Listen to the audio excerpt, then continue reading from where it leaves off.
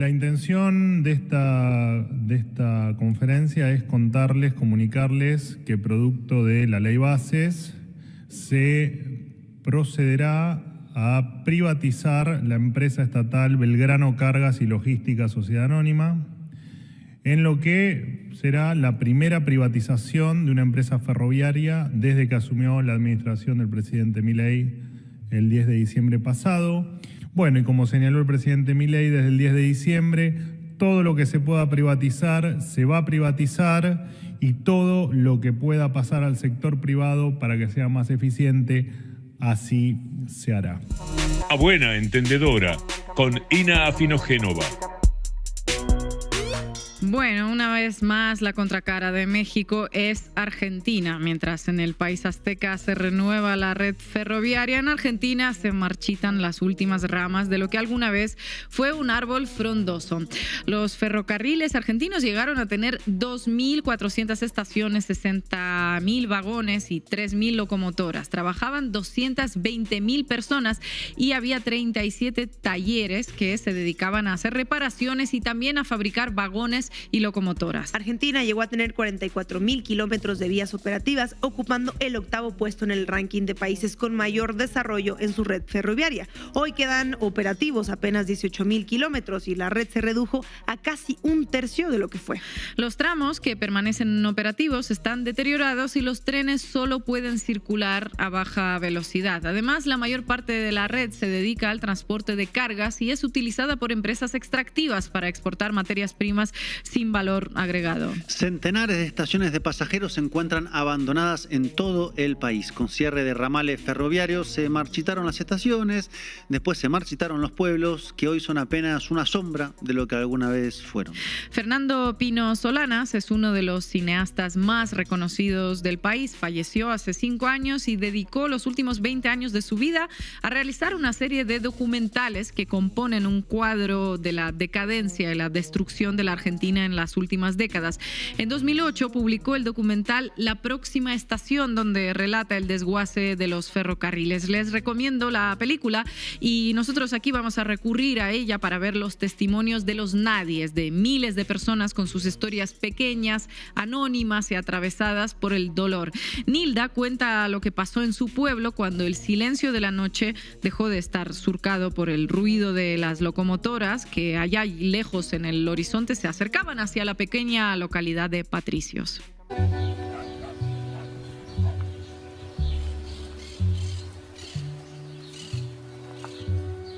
¿Cómo está Patricios, Linda? Patricios está muerto. Totalmente muerto.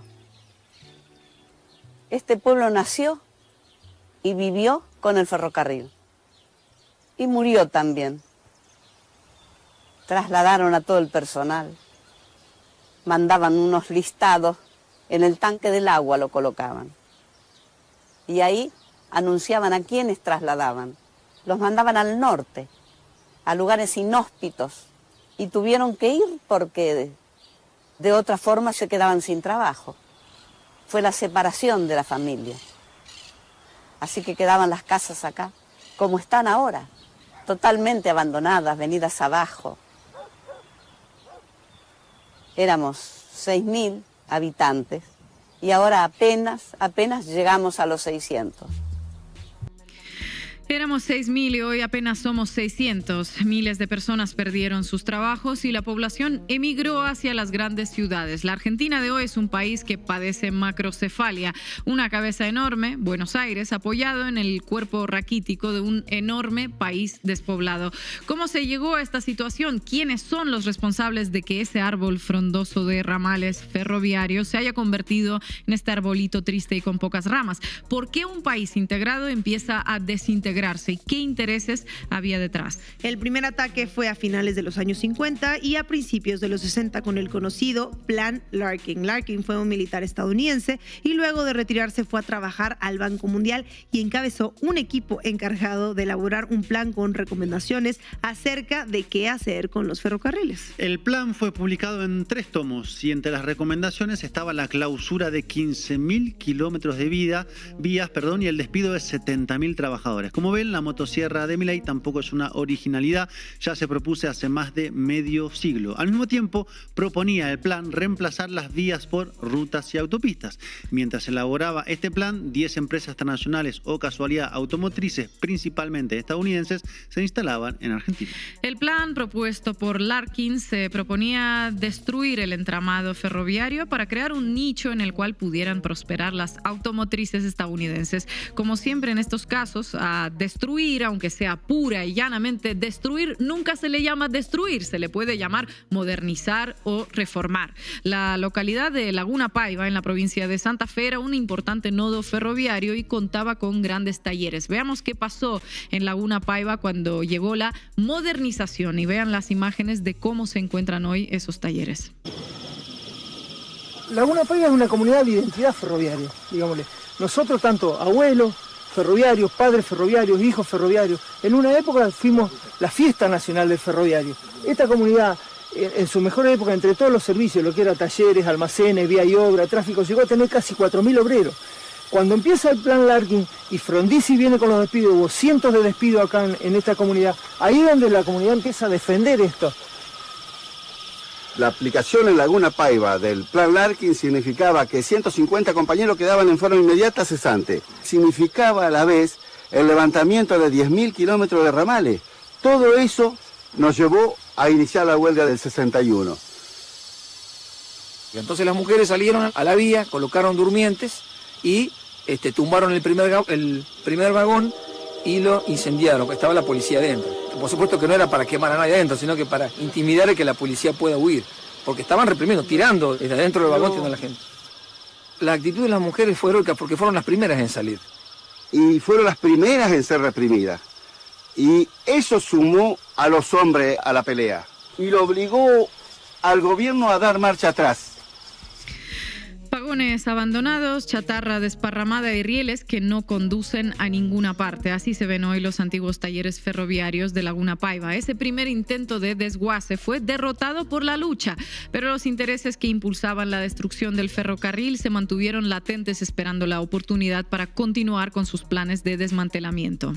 La dictadura militar iniciada en 1976 pudo avanzar con el cierre de algunos ramales, pero el golpe final vino de la mano del neoliberalismo durante el gobierno de Carlos Menem. En 1990 se aprueba la ley de reforma del Estado y se acelera el proceso de desguace y privatización. Para evitar lo que había ocurrido en la lejana década de los 60, cuando la lucha popular frenó el vaciamiento, desde el gobierno se ofrecieron anzuelos destinados a evitar la movilización. El ingeniero Elido Bessi cuenta el anzuelo que le ofrecieron morder y que con buen tino e integridad moral rechazó. Cuando llegaron las privatizaciones, te ofrecieron la presidencia de Ferrocarriles. No, lo que ofrecieron fue una de las vicepresidencias de Ferrocarril Argentino, pero entendiendo lo que venía y el descuartizamiento de la empresa y acordándome de la ética de Scalabrini, de alguna manera dije que no. Era buen billete. Era mucho billete y yo a muchos compañeros les decía en ese momento, yo me hubiera llenado de plata, ellos no. Así que no acepté. Empresarios corruptores y políticos venales salieron a comprar sindicalistas para desarticular la oposición. Algunos declinaron la invitación, pero otros se hicieron cómplices. A pesar de ello, se realizó una huelga nacida desde abajo que duró 45 días, pero terminó siendo derrotada. El maquinista Ramón Duarte cuenta aquella experiencia. Mire, acá en esta seccional José León Suárez paramos 22 días. Me acuerdo, no pudimos sostenerla más tiempo porque, bueno, había compañeros que hoy son conducción de la fraternidad y, bueno, apostaban a que la huelga se pinche, aceptaban las condiciones que imponía el menemismo y, bueno... ¿Tenía toda la sociedad en contra o no? En gran parte sí, pero, por ejemplo, acá en José León Suárez caminábamos las calles pidiendo ollas populares, pidiendo comida y los comerciantes y los vecinos nos ayudaban hasta con dinero. Fue una gran resistencia, fue una huelga inédita, porque fue encauzada y organizada desde la base misma de los trabajadores. O sea, las directivas nunca apoyaron esa huelga, por más que hoy lo digan. Los trabajadores y las directivas. La república que perdió el tren se llama un libro de un ingeniero ferroviario, Rubén Contestí, donde narra este proceso que estamos repasando. De esta época data también la triste, pero muy tristemente célebre frase de Carlos Menem, que fue preludio del desmantelamiento de la red ferroviaria de Argentina. Ramal que para, ramal que cierra. Con ella quería decir que si un ramal se dejaba de usar por una protesta o una simple falta de mantenimiento y, consecuentemente, de uso, se cerraba automáticamente, sin establecer ningún plan de su reactivación. Las intenciones de concesiones para amiguetes, privatización para esos mismos amiguetes o recortes que ahora lleva a cabo Milei tampoco son ninguna novedad, como siempre lo destacamos acá. Y tampoco en sus precedentes acabaron bien. Argentina perdió el tren y con esa pérdida se consolidó un país que no es pensado desde adentro, es pensado desde Estados Unidos y desde algunas usinas europeas.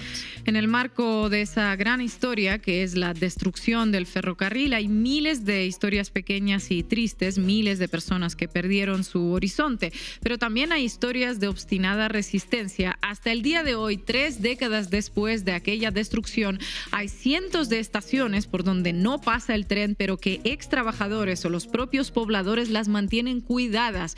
El ingeniero ferroviario Adrián Silva cuenta y siente algunas de estas historias. Ver gente despedida que seguía cuidando los bienes de los lugares donde vivía, por más de que ya había sido despedido, hay muchas. Me cuentan una historia en el ramal a Bariloche, de llegar a la estación y encontrar una estación en muy buen estado, bien cuidada, y aparecer el jefe de estación vestido con la gorra, bien prolijo, los pisos de madera como se usan en esos lugares, lustrosos, y bueno, y preguntarle, ay, ¿cómo usted quedó acá? No, yo fui despedido hace 2 años, pero yo sigo cuidando, la limpio, la protejo, toco la campana de vez en cuando, o sea, sentirse compenetrado con el lugar y seguirle cuidando a pesar de haber estado despedido. Y la instrucción de la empresa ir y pedirle a los que habían sido despedidos que devuelvan sus herramientas. Esta experiencia me tocó vivirla en la estación de la banda. Llegamos ahí, cuando llegamos el personal en fila, con sus llaves, abriendo los cofres, vaciando los cofres, sacando su mate, su cosa, sacando un papelito donde estaba el inventario de lo que le habían dado y devolviendo todo. Parecía un ejército derrotado, rindiéndose y entregando las cosas.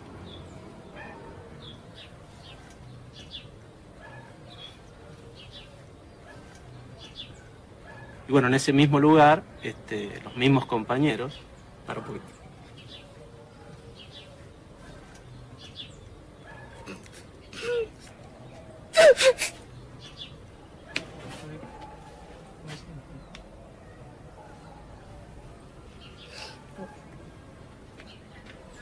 Perdón, la verdad.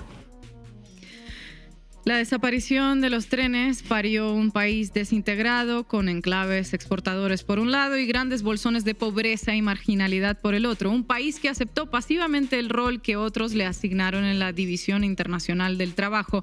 En la actualidad se mantienen funcionando unos pocos trenes de cargas que ya no cumplen la función social que tenían en el pasado. El tren que pasaba por un pueblo permitía a los habitantes ir hasta una ciudad vecina y llevar una pequeña producción para venderla. La desaparición del tren debilitó a las economías regionales y le quitó sus medios de vida a los habitantes de tantos pueblos desparramados por toda Argentina.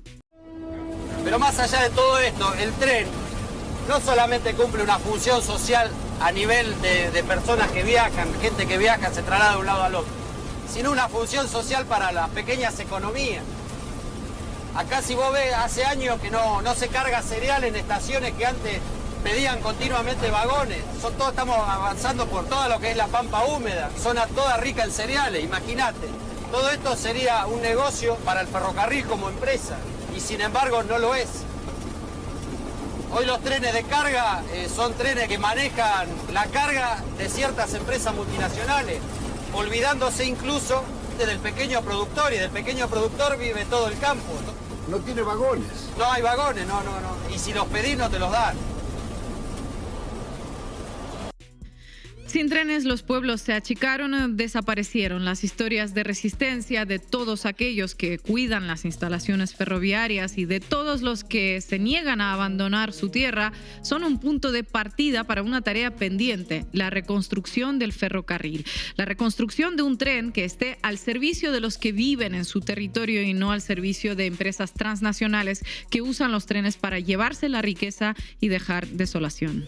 Es un poco resistirse a la idea de que nos teníamos que ir, que el pueblo tenía que desaparecer, que los jóvenes nos teníamos que ir a la gran ciudad a trabajar o a lo que fuera, o sea, contagiar a los demás de que la idea de poder quedarse en el pueblo era posible, de que uno puede elegir dónde vivir, que yo nací acá, crecí acá, quiero que mi hijo nazca acá y crezca acá y tenga todas las posibilidades que tuve yo de vivir en un pueblo tranquilo y no en una ciudad. Y bueno, resistirnos a eso, a la desaparición, que nos estaban condenando, que empezó porque ya en los mapas casi ni figuramos, porque nos hemos achicado mucho, porque de 6.000 habitantes que éramos, quedamos 600, entonces bueno, eso hace todo que nos achiquemos tanto y bueno, tomamos la decisión de quedarnos.